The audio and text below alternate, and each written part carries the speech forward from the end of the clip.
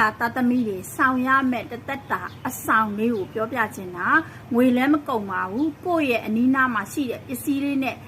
လှုပ်လို့ရတယ်ပေါ့အဲ့ဒီလိုအဆောင်ကပါကောင်းတာလေယုံကြည်မှလိုက်လို့ပါမယုံကြည်လိုက်မလို့ပါနဲ့ကိုတိုင်းကတောက်ကြဖြစ်တဲ့အတွက်ကြောင့်မလို့ကိုယ့်ရဲ့စိတ်ကူးတွေရှိတယ်ကိုယ့်ရဲ့အိမ်မက်တွေရှိတယ်တစ်ခါတလေမှာလေထဲမှာပျောက်သွားတတ်တယ်နောက်တစ်ခုကကိုယ့်ရဲ့စကားတွေကလည်းကိုပြောလိုက်တဲ့မိမိပြောလိုက်တဲ့စကားတွေကလည်းဟိုမျိုးမထီရောက်တဲ့အခါမျိုးတွေရှိတယ်အဲ့လိုမျိုးတွေမဖြစ်ရအောင်တသက်တာဆောင်ရမယ်အဆောင်ပေါ့တောက်ကြသားသမီးတိုင်းလှုပ်လို့ရတယ်တောက်ကြသားသမီးမှန်လို့ရှိရင်ဒီရဲ့အဆောင်လေးကိုပြုလုပ်လို့ရတယ်အဲ့ရောအဲ့ရဲ့အဆောင်လေးကဘာလေးလဲသိချင်ကြလိမ့်မယ်လို့ထင်တယ်အဲ့ရဲ့အဆောင်လေးကလှုပ်ပြီးလို့ရှိရင်ဖះမှာလည်းကိုထားခြင်းထားလို့ရတယ်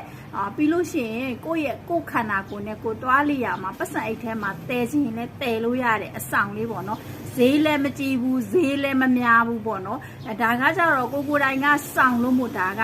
ကိုယ့်ရဲ့တောက်ကြတာသမီးတွေကိုယ့်ရဲ့ချစ်ရခင်ရတဲ့သူတွေကိုပြန်လဲမျှဝေတာပါကိုတိုင်းကဘေးတင်ဆရာမမဟုတ်ဘူးဒါပေမဲ့အဲ့ဒီအဆောင်လေးစောင့်လိုက်တဲ့အခါမှာဘာတွေဖြစ်လာလဲအဲ့ဒီဆောင်လေးစောင့်လိုက်တဲ့အခါမှာအရင်တော့ကကိုစိတ်ကူးထားတဲ့အိမ်မက်တွေကို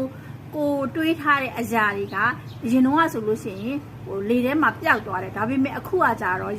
ရေပေါ်မှာပကြီးဆွဲလိုက်တယ်လို့ပဲပေါ့ကွာပကြီးဆွဲတယ်လို့ပဲအရာထင်းလာတယ်ကို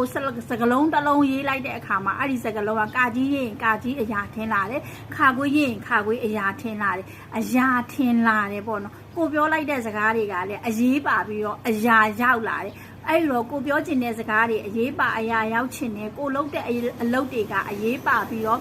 အရာထင်ခြင်းနဲ့ဆိုလို့ရှိရင်ဒါလေးကိုစောင့်ထားပေါ့နော်ကိုကြီးလည်းစောင့်တာတိတ်မကြသေးဘူးဒါပေမဲ့လို့ဒီနှစ်ပိုင်းမှာအဲ့ဟာလေးစောင့်လိုက်တဲ့အတွက်ကြောင့်မလို့ကိုမှကြားရောက်လာမယ်အန်ဒီရယ်တွေလည်းကင်းလာတယ်အတိုက်ခိုက်အနှောက်ယှက်တွေကလည်းကင်းဝေးလာတယ်အဲ့ဒီရဲ့အဆောင်လေးကဘာလဲဆိုလို့ရှိရင်ပြောပြပေးမယ်ဘောဘယင်းနေဆောင်တဲ့တန်လေးရဲ့ဒီလိုမျိုးတန်လေးရကလေးပါမြင်ဘူးကြလိမ့်မယ်လို့ထင်တယ်ပေါ့ရောင်းတာမဟုတ်ဘူးเนาะဒါကကိုတိုင်းစောင်းနေတဲ့အဆောင်လေးကိုဒါပြောပြပေးတာ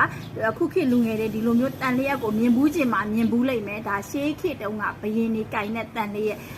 ရတွားလိုမျိုးပေါ့เนาะစကားတွေထက်မြက်ခြင်းနဲ့ကိုယ့်ရဲ့အလုပ်တွေအောင်မြင်ခြင်းနဲ့ဆိုရင်ဒီလိုမျိုးတန်လေးရကလေးကိုလှုပ်ထားပါဘာသားနဲ့လှုပ်ရမလဲအဲ့ဒီရဲ့အသားလေးကတော့တောက်ကြသားသမီးတွေအတွက်ကတော့ဇီးသားပေါ့နော်ဇီးသားဆိုရင်လည်းပတ်စံအရန်ကြီးမကုန်ဘူးစောင်းလို့ရတယ်အဲ့ဒီရဲ့အသားလေးကိုဒီလိုတန်လေးရဲ့ပုံလေးလှုပ်ထားပြီးတော့ရွှေချပြီးတော့စောင်းထားပါတကယ်ကိုထိရောက်တယ်အန်ဒီရဲ့လဲကင်းတယ်ဘေးလဲရှင်းတယ်ပေါ့နော်ဒီရဲ့အဆောင်လေးကဒါရောင်းတာမဟုတ်ဘူးเนาะဒါကိုတိုင်းစောင်းထားတာရွှေတော့မချရသေးဘူးရွှေချဖို့ရပစ္စည်းရွှေချတဲ့ဟာလေးဝယ်ရအောင်မယ်စောင်းထားတာအဲ့ထဲမှာဖျားစင်မှာလည်းကြီးကြီးလုပ်ပြီးတော့စောင်းထားလို့ရ